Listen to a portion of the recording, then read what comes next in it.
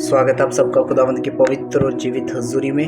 मेरा विश्वास है आज के वर्ड ऑफ गॉड से आप सेम नहीं रहेंगे यीशु के नाम में। आज एक छोटा सा वचन जो खुदावंद की ओर से दिया गया था, एक छोटा सा टॉपिक जो खुदावंद ने दिया था, द हार्ट ऑफ फेथ, एक विश्वास का हृदय जो खुदावंद की ओर से हमें मिलता है। जैसे भजनकार ने भी कहा था कि प्रभु मुझे एक ऐसा हृदय दे दे जो शुद्ध हो, जो विश्वास से भरा हो, जो डामाडोल ना हो, जो बिखरता नहीं है, जो हारता नहीं है, जो टूटता नहीं है। ऐसा विश्वास मुझे दे जो कि खुदावंद मैं तुझ में उस हृदय के साथ, उस शुद्ध मन के साथ, उस विश्वास वाले हृदय के साथ तुझ में बढ़ सकूं। हम एक छोटा सा वचन लेके लूका 8 उसके 43 से पढ़ेंगे। एक स्त्री ने जिसको 12 वर्ष से लहू बहने का रोग था और जो अपनी सारी जीविका वैद्यों के यानी कि जो वैद्य होते थे उनके पीछे खत्म कर चुकी थी, तो भी किसी से उसको कोई चंगाई, कोई छुटकारा, कोई उसका लहू बहना रोक नहीं पाया। पीछे से आकर यानी कि पीछे से यीशु मसीह के पीछे से आकर वस्त्र के आंचल को छुआ और तुरंत उसका लहू बहना थम गया। हालेलुया। ये कितना सुनहरा और कितना सामर्थ्य और प्रभावशाली और एक विश्वास को एक अलग नेक्स्ट लेवल पे लेके जाने वाला वचन है। जैसा वचन में लिखा कि बाइबल में लिखा, एक 12 साल से लहू बहने वाली स्त्री जिसको 12 साल से कंटिन्यू लहू बहता था, कितने कपड़े, कितना कुछ वो इस्तेमाल करती थी, कितना वैद्यों को, डॉक्टर्स को, जो वैद्य होते थे उस टाइम को, कितनी जड़ी बूटियां सब कुछ करके देख ले, यहाँ तक कि डॉक्टर हर एक अपना जो उसका धन दौलत था सब कुछ खत्म कर दिया, पर बाइबल कहती है उसको छुटकारा नहीं मिला। पर उसको जब ये पता चला कि इस राह से, इस रास्ते से यीशु मसीह जाने वाले हैं, तो बाइबल में लिखा उसने अपने मन के अंदर ये ठाना कि मैंने सब कुछ, अपनी लाइफ का बेशुमार दौलत खत्म कर दिया अपने एक सिंगल रोग के पीछे।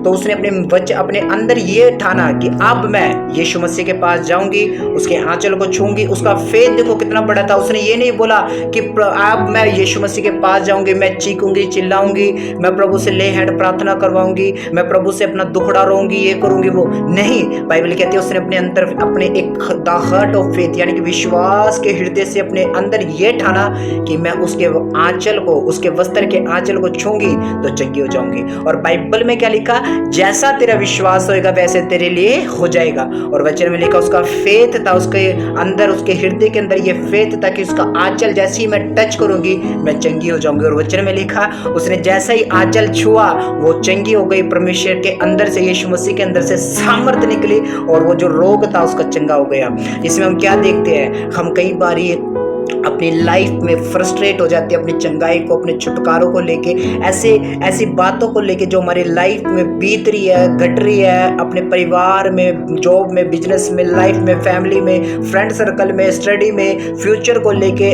इन सब कुछ उन चीज़ों को लेके हम इतने ज़्यादा फ्रस्ट्रेट हो जाते हैं कि हमें समझ बूझ खत्म हो जाती है कि हम क्या करें, क्या करना है, कुछ नहीं पता।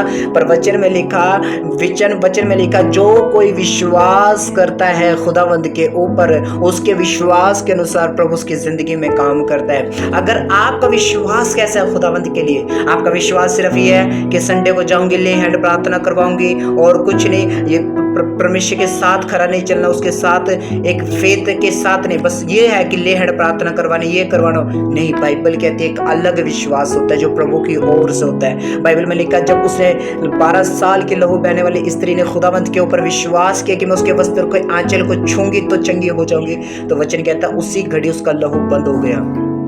आज हम बहुत सी टेस्टिमनियों को सुनते हैं, कितने ही रोगी आते हैं, चंगे होते हैं, दुष्ट आत्माओं में आते हैं, सिंगल डे प्रभु के दास प्रार्थना करते हैं उनके लिए चंगे होते हैं, सिंगल डे में उनके अंदर दुष्ट आत्मा छोड़ के जाती है, फर्स्ट टाइम चर्च में आते हैं, प्रभु अद्भुत काम करते हैं उनकी लाइफ में। क्यों करता है? क्योंकि फेथ, विश्वास वाला हृदय वो चर्च में लेके आते हैं। कई लोग घमंड के साथ आते हैं चर्च में, कई लोग ईगो के साथ आते हैं, कई लोग चर्च में सिर्फ देखा देखी करने के लिए आते हैं, कई लोग सिर्फ पाप के लिए आते हैं, लड़कियों के लिए आते हैं, बुराइयों के लिए आते हैं। पर वचन क्या कहता है, जो विश्वास के हृदय के साथ प्रभु के पास आता है, वचन में लिखा वो अपनी साल्वेशन को अपनी लाइफ में ग्रहण करता है।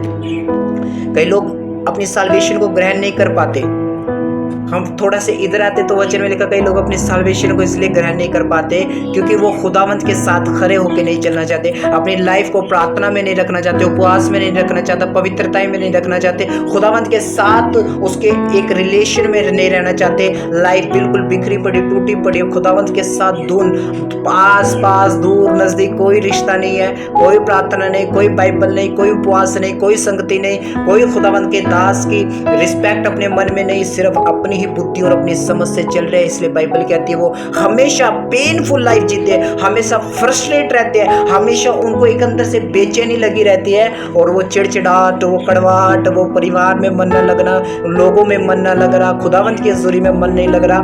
क्यों? क्योंकि हम खुदावंत को अपनी लाइफ में प्रथम स्थान नहीं देते और विश्वास वाले हृदय के साथ उसके पास नहीं जाते। बाइबल में लिखा है, ये हम मत्ती में पढ़ते हैं कि यीशु मसीह के पास एक कोढ़ी आया, वो विश्वास के साथ आया, प्रभु को बोला प्रभु यदि तू मुझे चंगा करना चाहता है तो मुझे चंगा कर दे।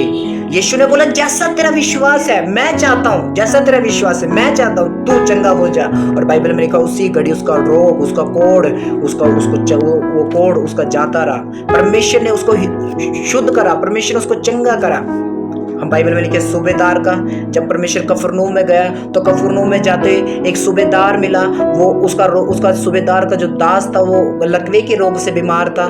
परमेश्वर वो सूबेदार यीशु मसीह के पास आया, प्रभु को बोला प्रभु यदि तू, प्रभु को सब बातें उसने बताई कि ऐसे ऐसे करके मेरा दास बीमार है। यीशु ने बोला मैं तेरे साथ चलूंगा, क्योंकि तेरे अंदर विश्वास है तो मैं तेरे साथ चलूंगा, तेरे दास को चंगा करूंगा। तो उसने सूबेदार ने सिर्फ बोला कि प्रभु यदि तू अपने सिर्फ मुख से कह दे तो मेरा दास चंगा हो जाएगा, और बाइबल में लिखा उसका दास चंगा हो गया। यीशु ने बोला जा तेरा जैसा विश्वास हो वैसे तेरे लिए हो जाएगा। खुदावंद कब हमें हमारी लाइफ में काम करता है, कब खुदावंद हमें वो चीजें देना चाहता है जो हम मांग रहे हैं, और क्यों, कब देगा वो?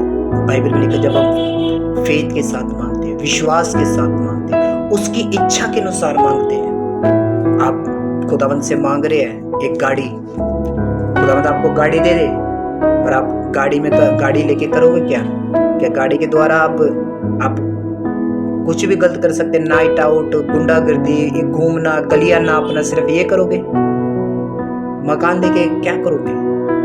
आप कई बार उन ब्लेसिंगों को मांगते, खुदावंद उनको देता नहीं है। कार, गाड़ी, चंगाई, छुटकारा, बेशुमार धन दौलत खुदावंद से मांगते पर मिल नहीं रहा। क्यों नहीं मिल रहा? क्योंकि हम अपने स्वार्थ में मांग रहे, हम अपनी इच्छा के अनुसार मांग रहे। हमारे अंदर एक बोलते ना, एक कड़वाहट, एक स्वार्थ जो सामने से दिख जाता है कि भाई ये स्वार्थी है, ये लालची है, ये खुदावंद के पास सिर्फ इसलिए आ रहा है कि खुदावंद से कुछ ले ले, खुदावंद इसको कुछ दे दे। ये प्रभु से प्यार थोड़ी ना करता है। अगर प्यार करता तो खुदावंद को बोलता कि प्रभु मैं तेरे धर्म और राज्य की खोज करूंगा और मेरा विश्वास है फिर जो कुछ मैं चाहता हूं खुदावंद तू मेरे लिए करेगा। बिकॉज बाइबल कहती है वो हमारा एक ऐसा प्रोवाइडर परमेश्वर है जो हमारी हर एक जरूरतों को जानता है। बाइबल में लिखा जब हम एक माँ बाप होते, जो वो माँ बाप बुरे, कैसे भी बुरे हो, समाज के लिए, लोगों के लिए वो कैसे भी बुरे हो, लोगों को लूटते होगे, चोरियां करते होगे, झूठ बोलते होगे, 2 नंबर का काम करके पैसा कमाते होगे, पर आप एक चीज उनकी लाइफ में देखोगे, वो अपने बच्चों को कभी भी वो उनके साथ बुरा नहीं करना चाहते। अब ऐसा नहीं है, यीशु मसीह ने बोला था कि अगर तुम्हारे बच्चे तुमसे रोटी मांगे, ऐसा नहीं है कि तुम बुरे होकर अपने बच्चों को, तुम्हारे बच्चे रोटी मांगेंगे तुम उसको पत्थर दोगे, या मछली मांगेगा वो तुम उसको सांप दोगे, नहीं। वचन में लिखा जब तुम बुरे होकर अपने बच्चों को अच्छी वस्तु देना जानते हो तो मैं तुम्हारा हेवन का परमेश्वर हूँ, मैं तुम्हारा स्वर्गीय परमेश्वर हूँ, स्वर्गीय पिता हूँ, तो अपने मांगने वालों को क्यों ना दूंगा। वचन में भी लिखा मत्ती 7 उसके 7 में कि मांगो तो तुम्हें दिया जाएगा, पर मांगो कैसे? विश्वास के साथ। पर मांगो कैसे? परमेश्वर की इच्छा के अनुसार, उसके वचन के अनुसार मांगो तो खुदावंद आपको देगा।